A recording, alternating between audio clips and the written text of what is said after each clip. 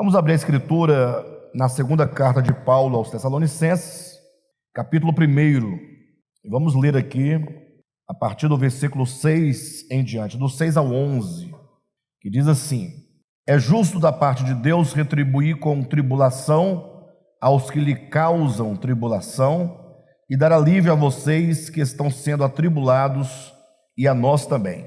Isso acontecerá quando o Senhor Jesus for revelado lá dos céus, com os seus anjos poderosos em meio a chamas flamejantes. Ele punirá os que não conhecem a Deus e os que não obedecem ao evangelho de nosso Senhor Jesus. Eles sofrerão a pena da destruição eterna, a separação da presença do Senhor e da majestade do seu poder. Isso acontecerá no dia em que ele vier para ser glorificado em seus santos e admirado em todos os que creram, inclusive vocês que creram em nosso testemunho. Conscientes disso, oramos constantemente por vocês, para que o nosso Deus os faça dignos da vocação e com poder cumpra todo bom propósito e toda obra que procede da fé. Assim o nome de nosso Senhor Jesus será glorificado em vocês, e vocês nele, segundo a graça de nosso Deus e do Senhor Jesus Cristo. Amém?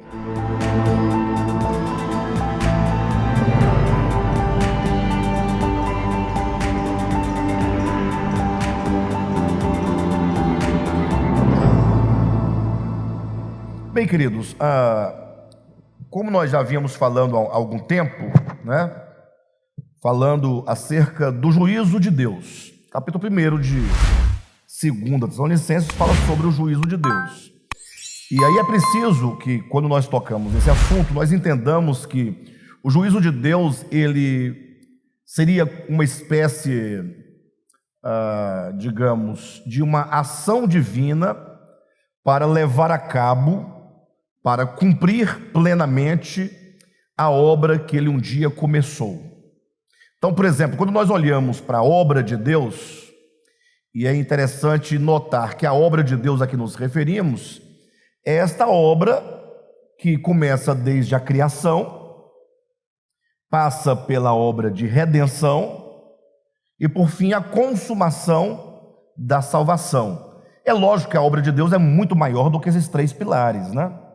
Mas nós precisamos observar a obra de Deus no que tange a nossa existência, a esse sistema de coisas do qual nós fazemos parte, né? A obra de Deus que se limita à experiência humana, a história de Deus para com a sua criação, essa criação conhecida da qual nós fazemos parte. Então não cabe aqui nós pensarmos a obra de Deus além dos limites da terra, da humanidade, e muito menos cabe a nós, ou melhor, muito menos devemos ou podemos nós reduzir a obra de Deus a essa criação da terra e dos homens. Então Deus certamente tem obras muito grandes que nós desconhecemos, a Bíblia não revela, até porque nós partimos do pressuposto que os mundos criados por Deus certamente devem ser milhares de milhares de milhares de milhares. Criações que nós não conhecemos, seres que nós não conhecemos, aquilo que Deus está realizando que nós não conhecemos. Mas olhando então para a nossa criação, e é o que nos interessa, né? Não adianta nos preocuparmos com outra coisa além de nós mesmos, porque nós perderíamos o objetivo, não é? Que é a nossa própria redenção. Mas olhando para a nossa história, a história de Deus com a nossa criação, então nós podemos colocar esses três pilares da obra de Deus: criação, redenção e consumação da salvação. Se você olhar para a Bíblia, você vai ver essas três coisas nitidamente. Capítulos 1 e 2 e tantos outros textos correlatos de toda a Bíblia que faz referência ao fato de que um dia Deus começou esta criação de maneira muito específica. Ou seja, Deus cria este planeta, Deus cria todos os seres desse planeta, toda a biodiversidade, e cria o homem à sua imagem e semelhança. Então, eu dizia, né, que Deus, a Bíblia faz a menção no princípio da criação de Deus, dessa criação de Deus. O homem criado à imagem e semelhança de Deus.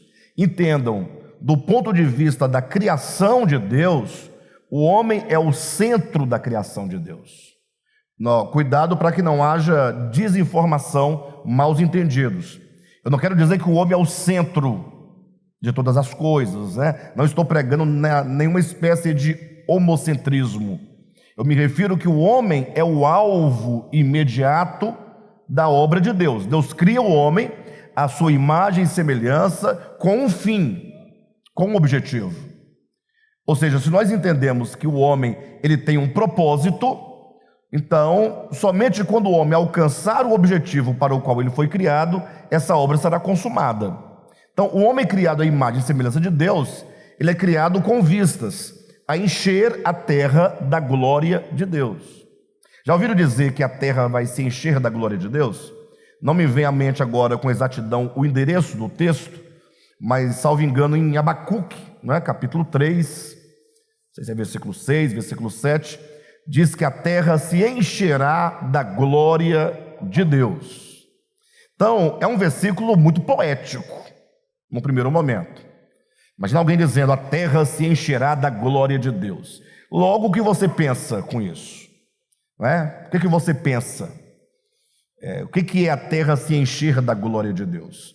Infelizmente, a teologia tradicional, que interpreta a Escritura do ponto de vista da linguagem da Escritura, que é uma linguagem completamente humana, falando em termos humanos, ela acaba pensando que a terra cheia da glória é uma luz muito potente, é Jesus vindo nas nuvens com fogo, com relâmpagos, com clarão, com uma luminosidade, todos aguardando esse dia espetaculoso da vinda do Senhor.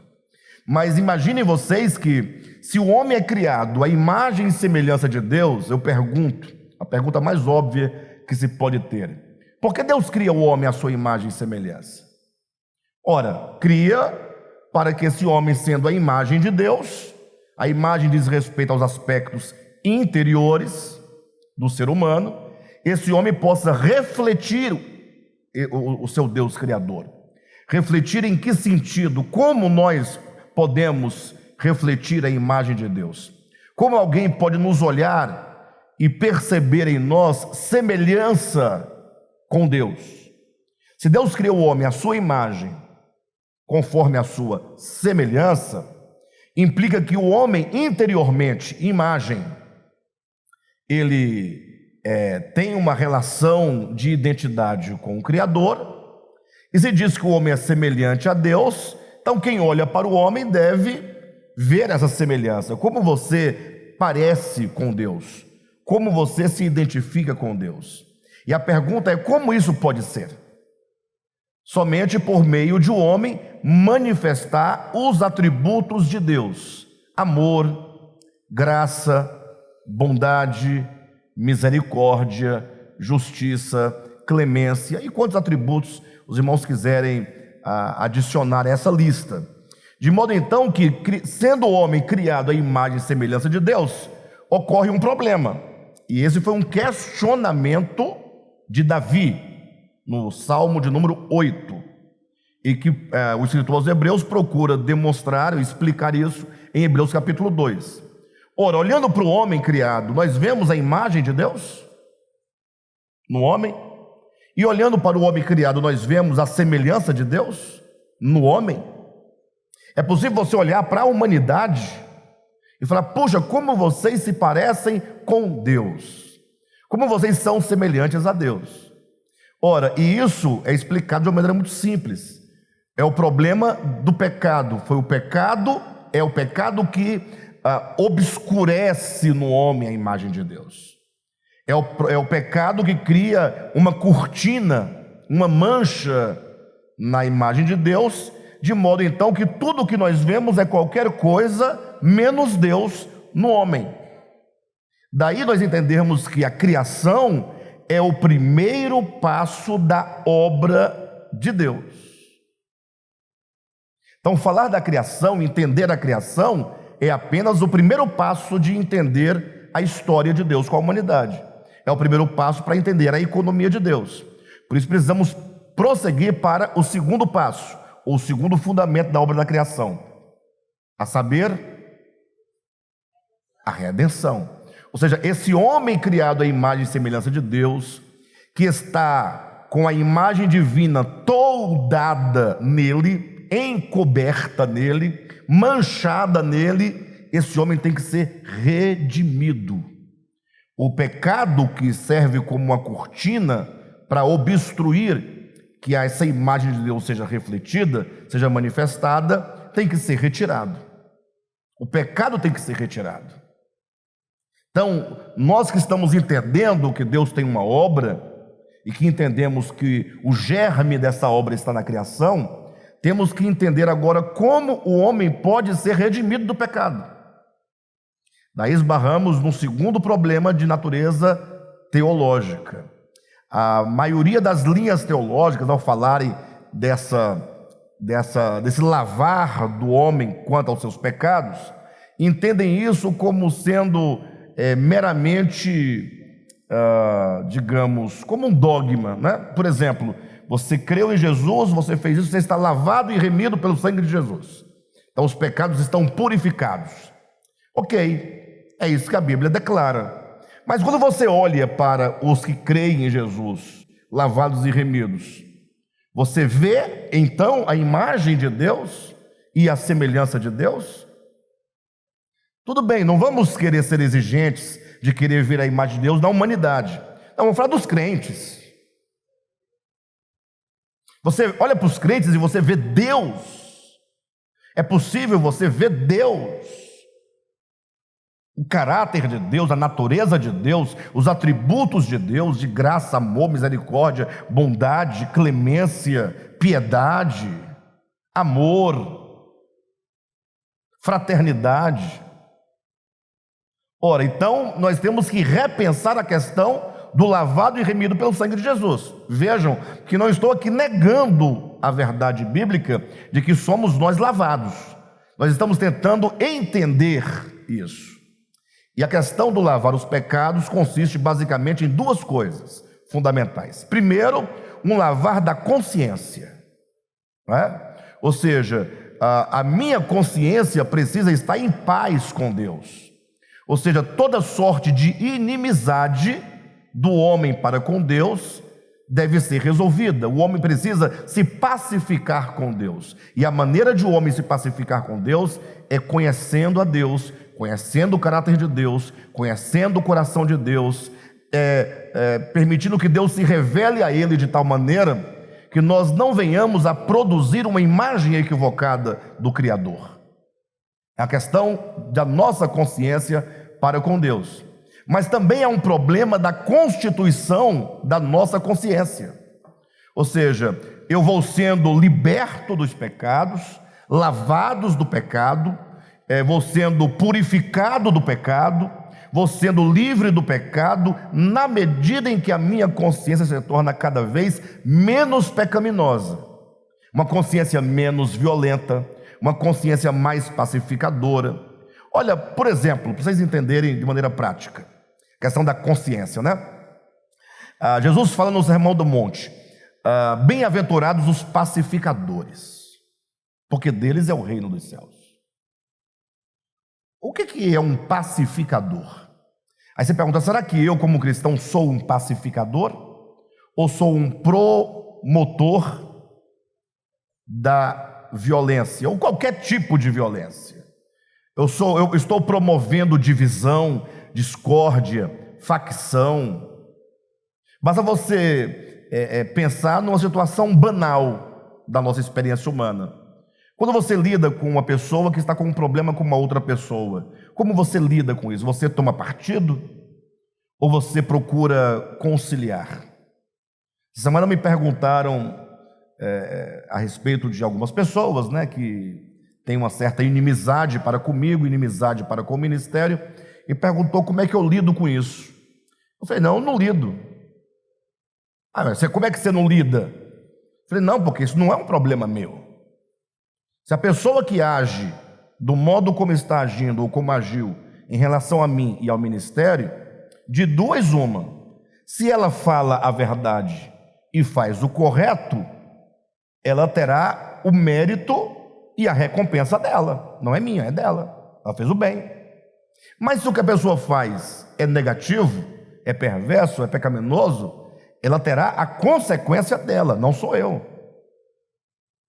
Não é? Então, eu não preciso me envolver afetivamente nas discórdias, criando desavença, ódio, perseguição, retaliação. Então, os cristãos, nós podemos medir o nível da nossa consciência no que tange à redenção, na medida em que você começa a perceber que o caráter de Cristo está sendo trabalhado em você, pelo menos na sua forma de pensar, ainda que não chegou ainda na forma do agir, que é a ponta final, mas tudo começa quando nós começamos a pensar da maneira divina.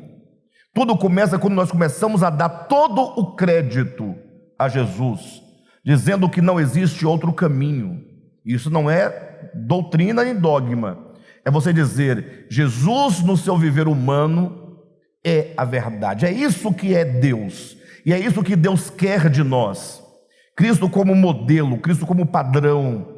Você começa a concordar com Cristo, ainda que lá no seu ser você não seja exatamente o mesmo, mas você já começa a crer, no sentido de fidelidade para com a verdade, sem criar nenhum tipo de subterfúgio, nenhum tipo de desculpa, mas você começar a reconhecer. Isso vai sendo trabalhado na sua mente, e então na sua consciência, e aos poucos vai sendo forjado dentro de você, vai sendo engendrado, vai sendo formado um novo ser, que é a nova consciência. Aí se pode dizer que na medida que o pecado não faz parte da minha consciência, eu estou sendo lavado. Porque se você pega uma roupa suja e você diz que lavou a roupa e ela continua suja, como você pode dizer que lavou? Sim ou não? Eu acho que isso é óbvio, né? Isso é óbvio, isso é muito natural. Então, é como se você pegasse uma roupa no guarda-roupa passada e observar, ela está suja.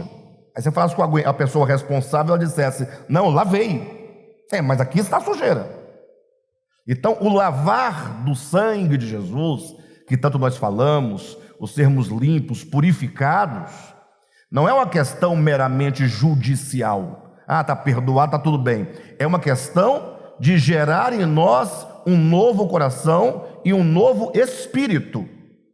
Afinal, antes mesmo de nós entendermos tudo a respeito da redenção no Novo Testamento, já dizia o Antigo Testamento como seria o Novo Testamento. Você pode tomar Jeremias e Ezequiel por paradigma. Jeremias diz, vem dias em que eu vou inscrever as minhas leis na mente e no coração. Olha, inscrever as leis de Deus na mente e no coração significa que a vontade de Deus, representada pela sua lei, está gravada dentro de mim, faz parte do meu coração, da minha mente, da minha forma de pensar, de sentir, de ser. É orgânico. E em Ezequiel, Deus fala, tirarei de vocês o coração de pedra e vos darei um coração de carne. Vos darei um novo espírito. Isso é orgânico. Isso é novo nascimento. Então a redenção, ela acontece nesse sentido, de sermos nós de fato redimidos.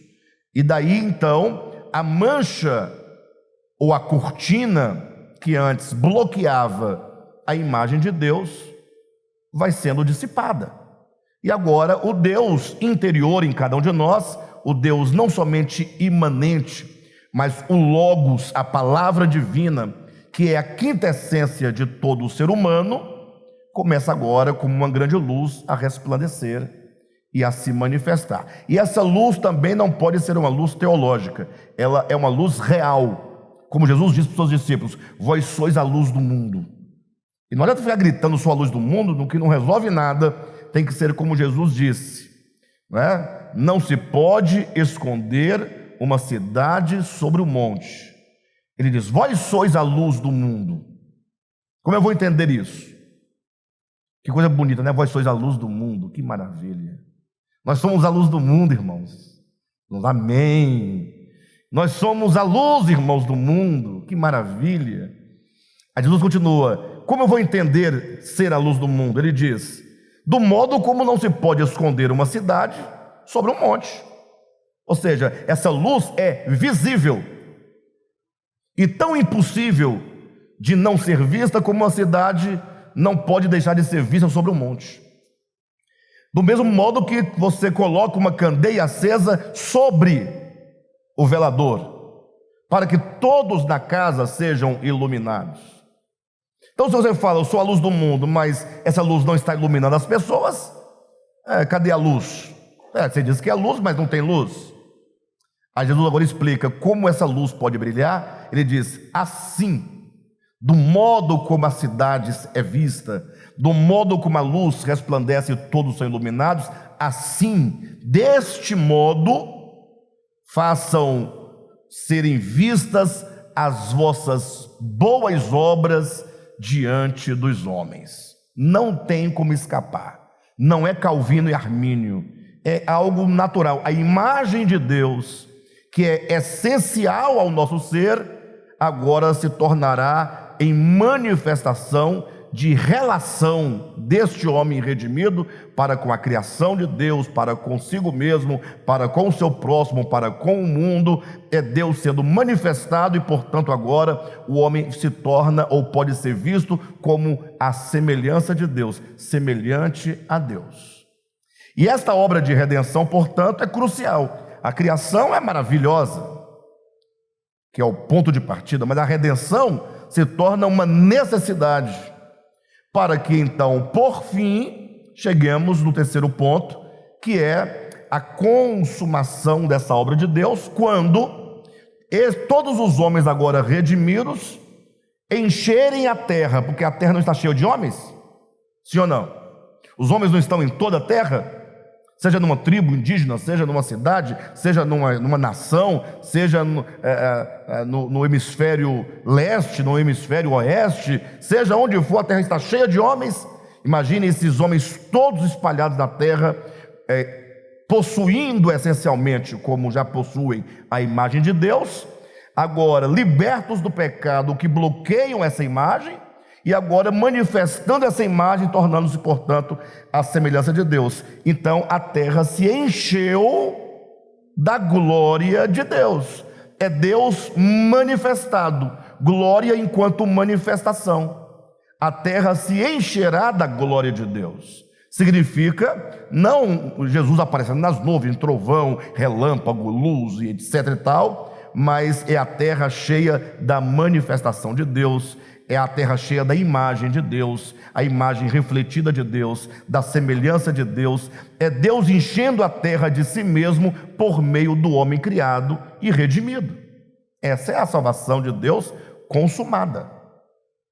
Você fala, puxa, mas esse cenário é muito bonito, essa história, esse panorama que nós fizemos agora é muito bonito.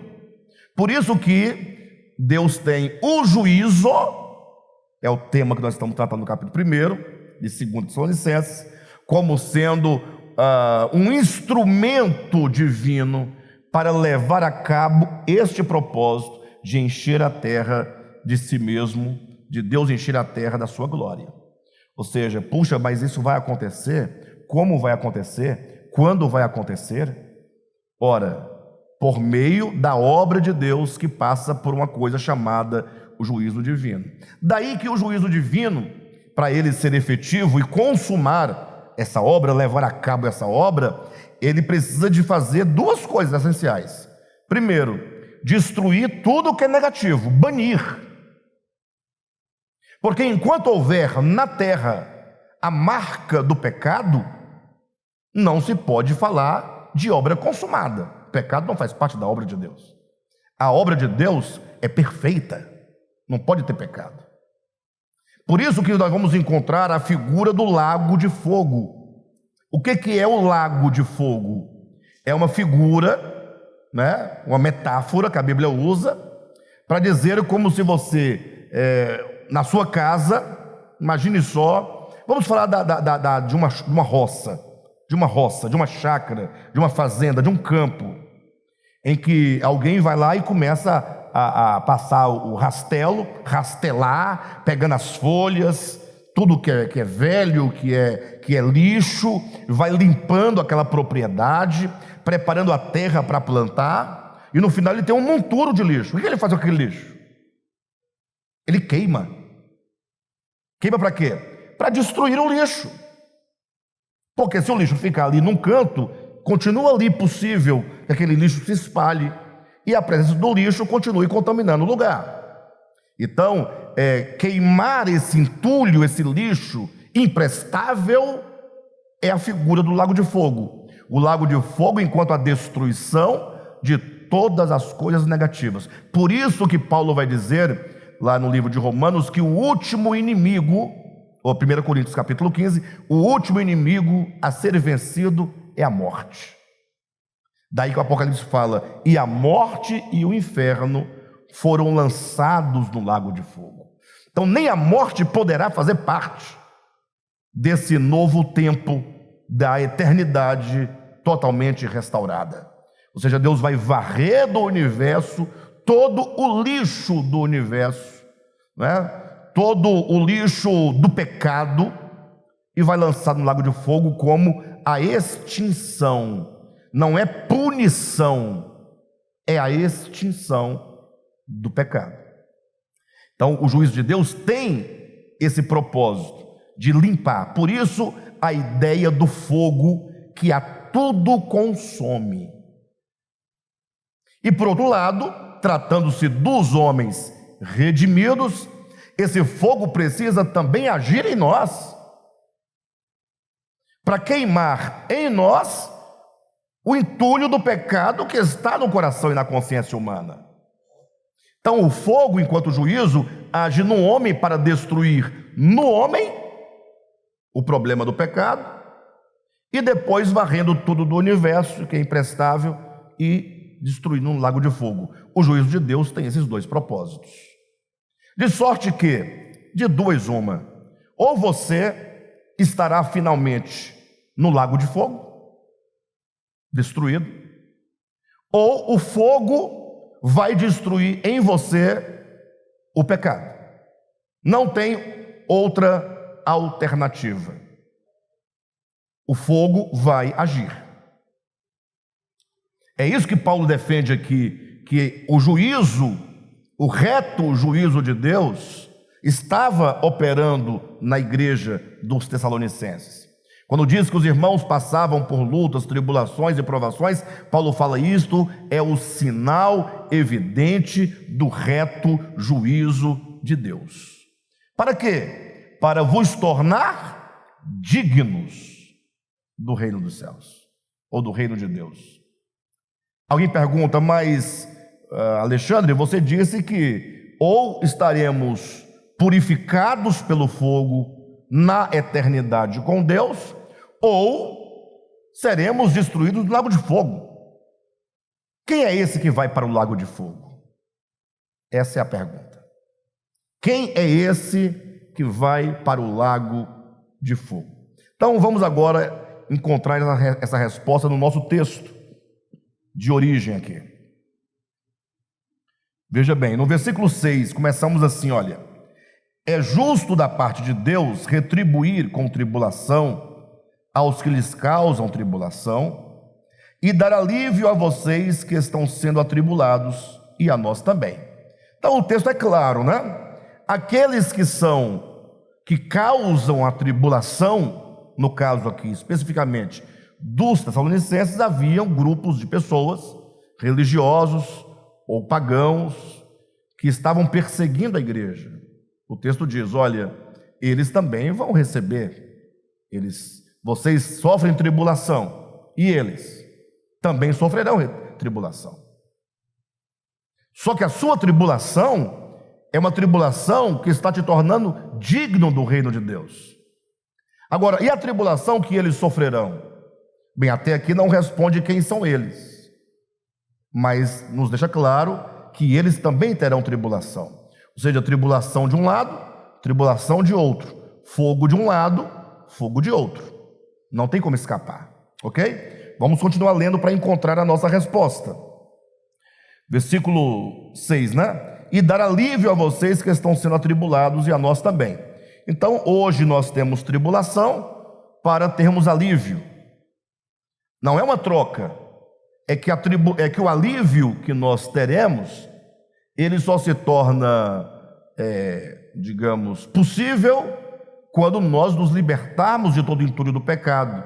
E esse entulho do pecado será tirado de nós por meio do fogo divino, do reto juízo de Deus, aqui no caso das perseguições, né? E ele continua: isso acontecerá. Isso o quê? Quando esses dois grupos estiverem muito bem definidos. Os que foram atribulados e terão alívio, os que atribulavam e terão as suas próprias tribulações.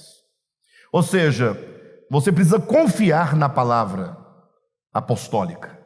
Você tem que confiar, dar o crédito ao ensinamento de Paulo, que está dizendo: olha, por mais que você olhe para a humanidade e você veja injustiça, né? Às vezes me parece que os maus e perversos estão vencendo, parece que nós estamos nos dando mal. Poxa, você tem que abrir mão de si, negar a si mesmo, tomar sua cruz, você tem que perdoar. O camarada está lá te massacrando, falando mal de você, te perseguindo, né? E você é chamado pelo Evangelho para perdoar, para amar, para orar por eles. E aqui no momento, na atual contingência, não parece que você é o bobo da história e o outro se dá bem? Mas o que a palavra apostólica está dizendo? Deus dará alívio para os atribulados, e tribulação àqueles que vos atribulam. Dar o crédito à palavra apostólica é confiar: Deus está no controle de todas as coisas. Logo, logo tudo será resolvido. O juízo pertence a Deus, a vingança pertence a Deus, a ira pertence a Deus. Entendam vingança e ira não no sentido humano, pecaminoso, perverso, mas no sentido que Deus tem a sua justiça, e a justiça de Deus por fim vai prevalecer. Ou seja, nada ficará impune e nada ficará sem recompensa. Impune recompensa, eu quero dizer, com os seus devidos resultados, ok? Mas ainda não nos deu a resposta de quem são esses que serão destruídos no lago de fogo. Vamos perseguindo aqui a nossa resposta. Versículo 6, ou melhor, 7. E dar alívio a vocês que estão sendo atribulados e a nós também. Isso acontecerá quando? Quando o Senhor Jesus for revelado lá dos céus, com seus anjos poderosos, em meio a chamas flamejantes. Então, Paulo situa esse momento da parousia do Senhor, da vinda do Senhor, da manifestação do Senhor, como sendo o dia em que todas as coisas ficarão, cada uma no seu devido lugar, se no lago de fogo, se purificados pelo fogo do lado de Jesus. Lógico, aqui Paulo usa uma linguagem metafórica judaizante, ou seja, não sei quantos de vocês já leram, por exemplo, livros escatológicos dos judeus. Existem dezenas, né, de livros apócrifos, né, dos judeus. Não são livros sagrados, não fazem parte do cânon nem do Antigo e nem do Novo Testamento, mas que são livros sagrados dos judeus, que tem uma grande cultura, né, em relação à revelação do Deus de Abraão, Isaac e Jacó. E você vai conferir, vai verificar essa linguagem de fogo, de manifestação, de resplendor. É uma linguagem própria dos judeus, e lógico, Paulo aqui está totalmente absorvido dessa linguagem metafórica. O que mais embaixo ele vai explicar como isso se dará.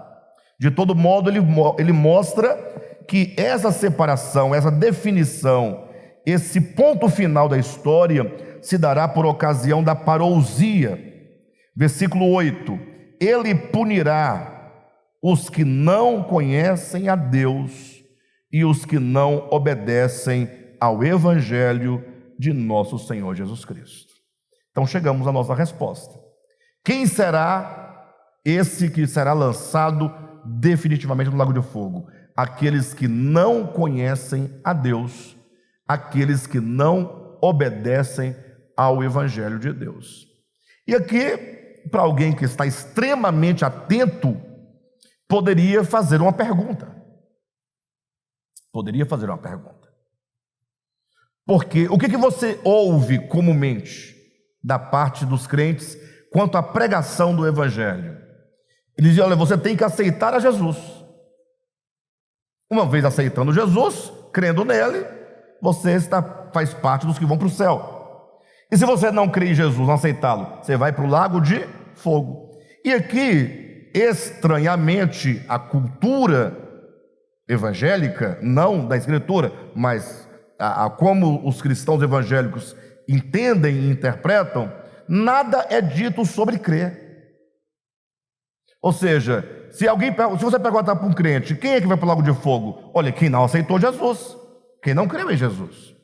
Paulo diz: não, são aqueles que não conhecem a Deus, são aqueles que não obedecem ao Evangelho. Ele usa o verbo conhecer e o verbo obedecer. Mas será que Paulo está pregando outro Evangelho? Será que Paulo esqueceu do crer, do aceitar Jesus? Não, é que se entende que aquele que exerce fé em Deus, ele certamente obedece ao Evangelho.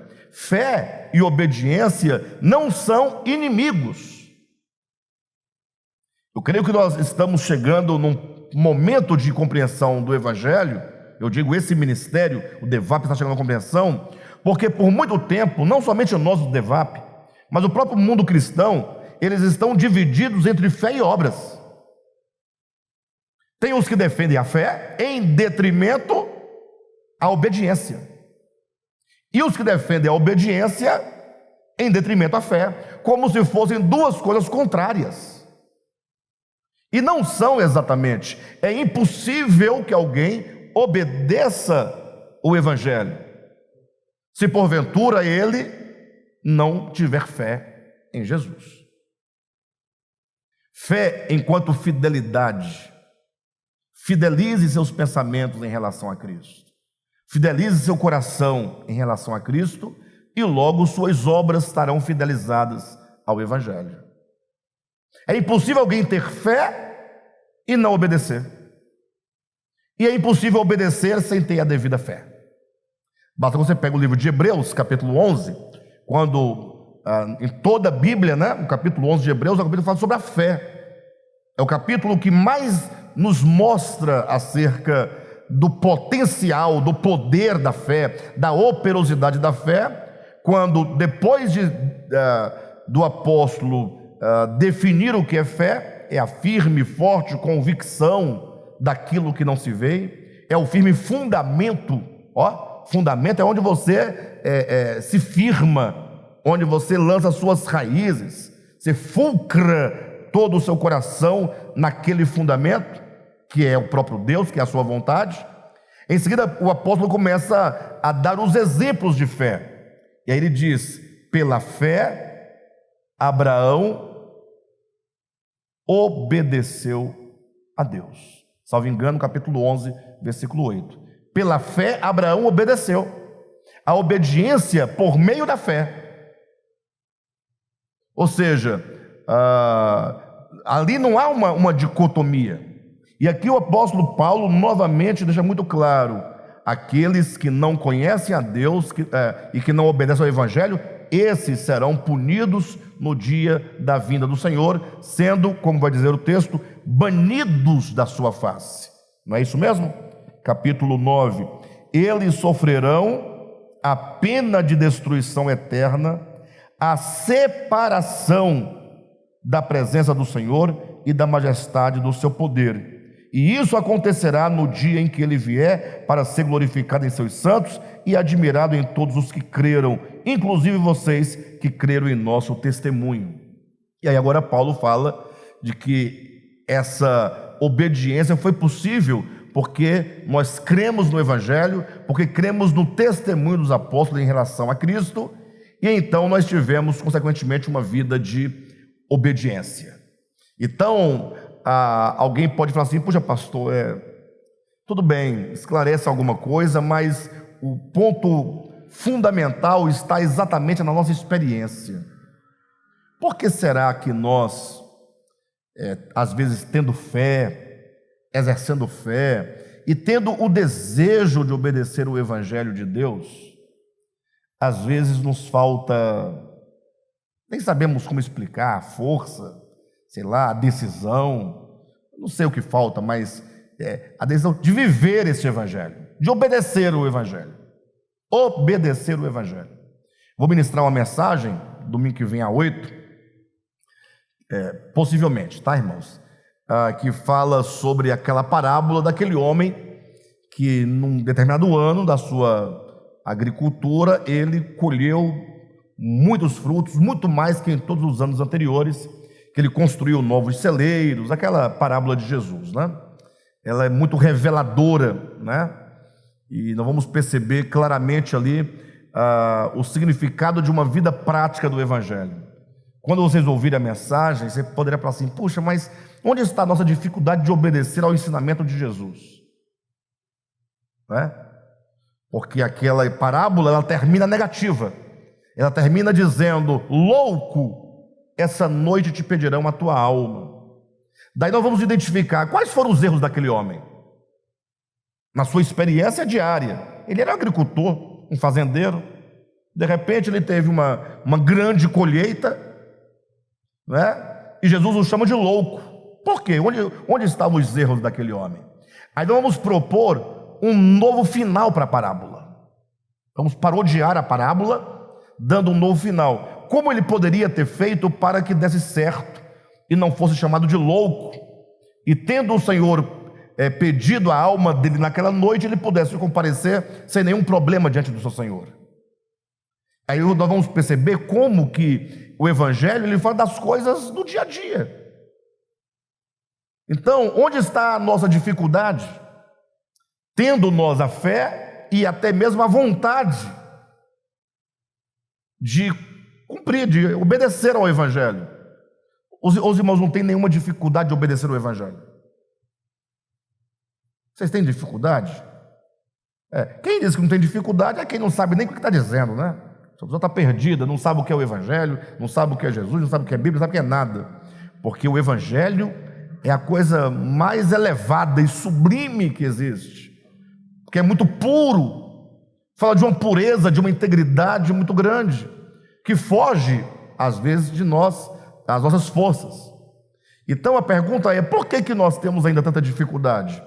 Por causa dessa palavrinha aqui que o Paulo coloca: aqueles que não conhecem a Deus, está no conhecer a Deus e, consequentemente, não obedecem ao seu Evangelho. É o conhecer a Deus que nos levará à obediência do Evangelho. E aí, os irmãos me perdoem eu evocar mais uma vez a mesma parábola. Alguém pode dizer assim: esses irmãos só conhecem a parábola do filho pródigo, nenhuma mais, né? Porque só fala dela e toda a mensagem vai falar da parábola do filho pródigo. Mas ela é muito elucidadora em vários aspectos do Evangelho. Pense no filho pródigo antes de sair de casa, durante sua saída, depois de sua saída e com o seu retorno à casa do pai. Qual foi o elemento fundamental que fez com que o filho saísse de casa? Talvez alguém diga que não, mas é impossível você saber. É uma parábola, ela não diz tal. Então você vai saber com o inverso, né? O que faz o filho retornar? O filho jamais teria retornado se ele não tivesse revertido dentro de si o problema que o levou a sair. Ele sai por um motivo e ele volta pelo mesmo motivo ao contrário. Ele volta para casa quando ele diz: na casa do meu pai. Ele começa agora a ver o que outrora ele não podia ver: o amor do pai, a generosidade do pai, o coração do pai, as intenções do pai. Na casa do meu pai tem pão, e até os empregados. Ora, antes de ele sair de casa, ele não tinha essa percepção do pai. Então você pode inverter aqui o sentido, demonstrando que o que leva o filho a sair de casa é o desconhecimento do coração do pai. Não conhecia o pai. Tira pela sua experiência. Você que já está numa idade aí de 35 anos para frente, 30, 35, que já é casado, que já tem filhos. Quantas vezes na sua juventude e adolescência você se insurgiu contra seus pais? E por que você o fez? Quantas vezes você julgou o seu pai erradamente? Conferiu aos pais coisas que não eram verdadeiras, e hoje, depois de velho, você fala: puxa, hoje, quando eu me recordo daquela situação, eu vejo totalmente diferente. E estamos falando de seres humanos, né? Não que nossos pais não tenham errado em alguma medida, mas até os erros você consegue compreender, tratando dos pais terrenos. Então você concorda que na sua juventude você não conhecia as intenções verdadeiras do coração do pai, dos seus pais terrenos. Agora imagine falando isso do Deus eterno, do Pai eterno, do Criador. Toda a história de Deus revelada na Escritura nos mostra que o problema dos seres que se rebelaram contra Deus se deu por causa das trevas, da ignorância, da mentira que foi cultivada no coração em relação a Deus. A Bíblia vai dizer que o diabo é o pai da mentira, que ele tem mentido desde o princípio, ou seja, que o diabo é o que tem semeado as grandes mentiras em relação a Deus. É o diabo quem tem construído ou pintado na mente de todos os seres a ideia de um Deus mau, carrasco, perverso. E o diabo tem feito isso constantemente e continua a fazer, né? Deformando a imagem de Deus no coração dos homens. Eu costumo dizer uma coisa interessante, é que quando Deus proíbe fazer qualquer imagem dele, ele justifica dizendo para Moisés: porque nenhuma imagem minha te foi mostrada no monte, exatamente para você não ser tentado a reproduzi-la. E por que o homem não poderia reproduzir tal imagem de Deus, ainda que ele tivesse visto? Ora, porque o homem é tendencioso ao pintar a imagem de Deus, deformar a sua imagem. É simples. Se nós apresentássemos para vocês aqui uma personalidade, qualquer uma que fosse, uma pessoa, mas como é que você retrata essa pessoa? Você corre o risco de cometer um ecômio, né? Ecômio é um elogio demasiado. Você pode tecer elogios diversos que não são verdadeiros, essa é uma pessoa, ou você pode destruir a imagem daquela pessoa por aquilo que você imagina dela. Interessante que há um tempo atrás, tem bastante tempo, tinha umas figuras assim de 6 rostos de pessoas desenhados no papel. Esses rostos eram rostos aleatórios, talvez até forjados, nem existissem aquelas pessoas, foram pintados, desenhados a lápis. E perguntava para a pessoa assim: olha para essas imagens aqui, com qual você se identifica? Aí a pessoa: eu gosto desta. E dessa? Não, essa aqui me parece uma pessoa. Aí começava a falar atributos daquela pessoa que nem existe. Quantas vezes nós julgamos as pessoas pelo que ela parece ser a primeira imagem que você tem daquela pessoa? Não é? As pessoas olham para mim, por exemplo, eu sou uma pessoa muito séria, e quando as pessoas me conhecem, sabem que eu sou totalmente o oposto, né? Eu sou extremamente extrovertido, brincalhão, eu brinco até demais da conta. Mas no primeiro momento, a pessoa tem até medo de mim. Me recordo que uma vez eu tirei a barba e uma irmã da nossa igreja falou assim: pastor, perdi o medo de você. Então o medo estava na barba, né? Ou seja, a barba gera uma impressão diferente, né? Ou seja, nós julgamos as pessoas pela lataria, né? Pelo invólucro, pelo frasco, e deixamos de olhar a essência. Então, os homens têm ao longo dos tempos deformado a imagem de Deus. E o pior, usado da própria Escritura para tentar explicar a Deus. E se esquecem que toda a Escritura reunida não pode expressar quem é Deus. Porque se ela pudesse, não teria necessidade do Cristo de Deus se encarnar, vir ao mundo. A Escritura é clara quando ela diz que Cristo é a expressão exata do Pai. Então vamos guardar esses princípios. Precisamos conhecer a Deus, precisamos obedecer ao Evangelho. Isso se dá por meio, ou inicialmente, pelo crer no testemunho dos apóstolos em relação a Cristo. Como nós podemos conhecer a Deus?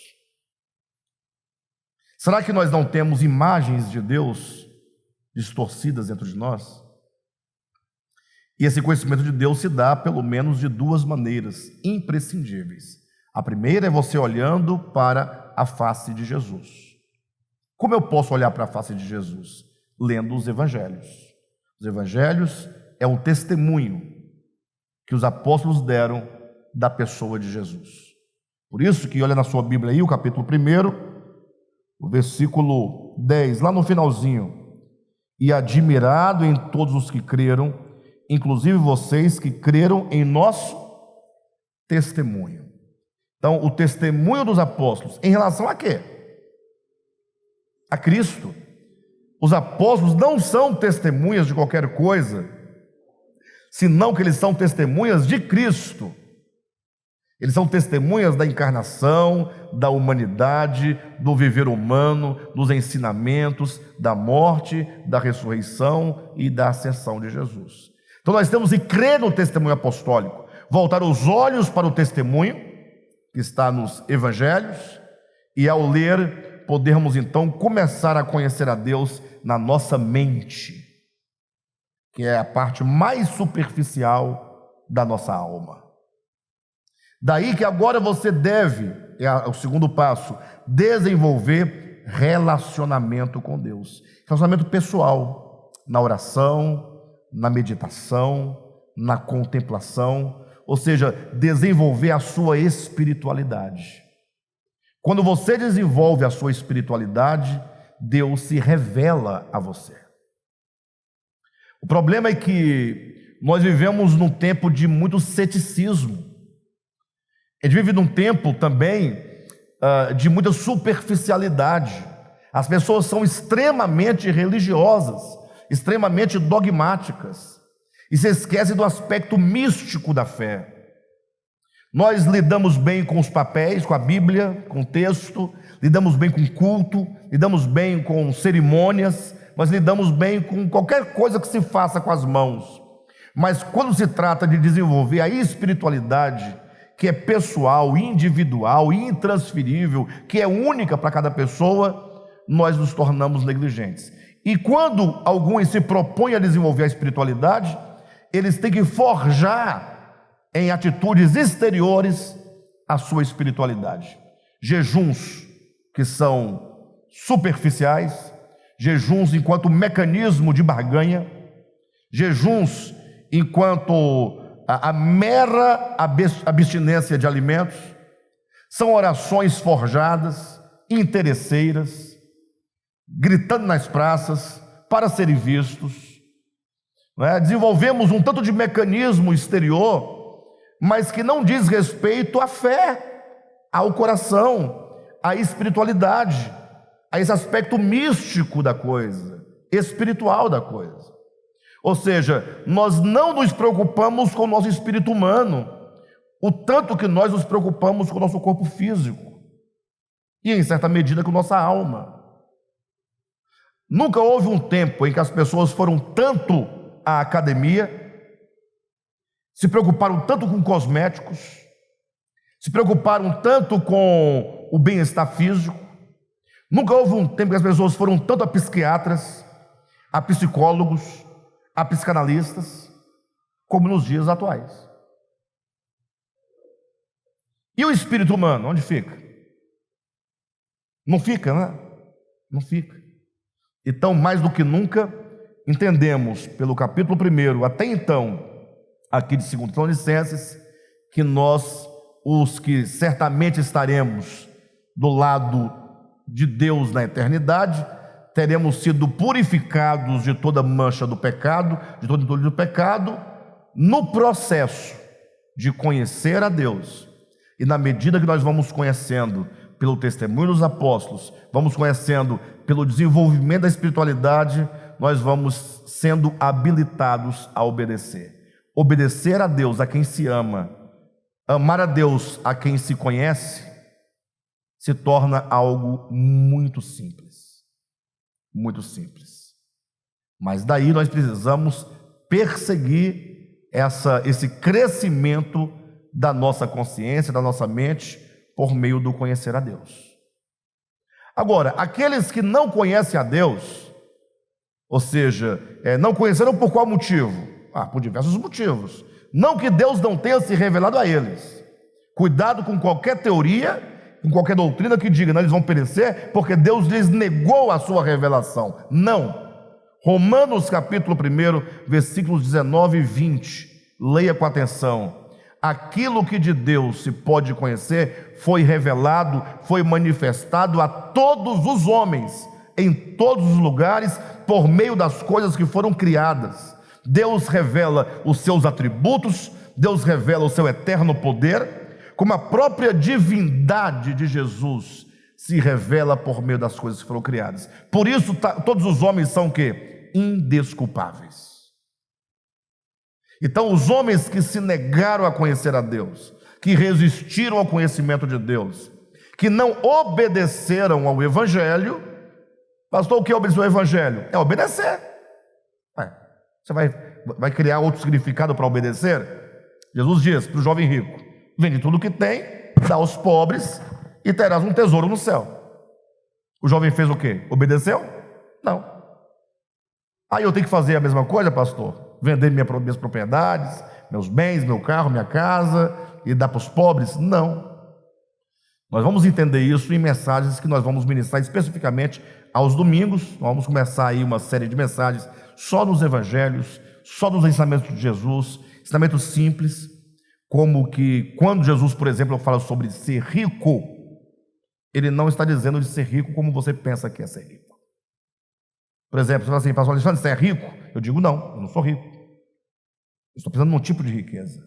Mas quando Jesus fala que dificilmente um rico entrará no reino dos céus, que rico é esse? Que tipo de riqueza é essa? A prova é quando em seguida Pedro fala: sendo assim, quem poderá ser salvo? Pedro incluiu nos ricos quem? Todo mundo, inclusive ele próprio. Pedro era rico? É um pescador, uma classe muito baixa naquela sociedade. Aí fala assim: se dificilmente um rico entrará, Pedro diz: quem entrará então? Então nós temos que descobrir quem são esses ricos, que tipo de riqueza é essa, que coração é esse. Então nós vamos aos poucos, tenham paciência, porque como são muitas informações e acaba uma entrando no viés da outra, aos poucos nós vamos compreendendo essas coisas. Mas o fato é que aqueles que resistem a conhecer a Deus, consequentemente não obedecem ao Evangelho, não dão ouvidos ao Evangelho, não caminham no Evangelho, não seguem o Evangelho, essas pessoas, elas abraçam a mentira e elas tomam para si a mentira de uma forma tão intensa, de uma forma tão visceral, que a mentira se torna uma coisa só com essa pessoa, de modo então que não tem como você livrá-la da mentira sem consumi-la juntamente, não é? Então, aqueles que não abrem mão da mentira, que vivem a mentira e desobedecem ao Evangelho, serão finalmente lançados no lago de fogo. Lógico, nós não temos como precisar isso e nem podemos julgar como pode ser isso. Eu prefiro dizer que, quando a Bíblia aponta a possibilidade de que tais ou quais pessoas serão lançadas no lago de fogo, me parece que a Escritura está apenas sinalizando o lado oposto da salvação. Não significa necessariamente que tantas ou quantas pessoas irão para este lugar. É muito simples. Digamos, não confundam com a pandemia e nem confundam com a vacina da pandemia, tá? Não façam isso. Separa. Vou colocar aqui um pensamento totalmente hipotético.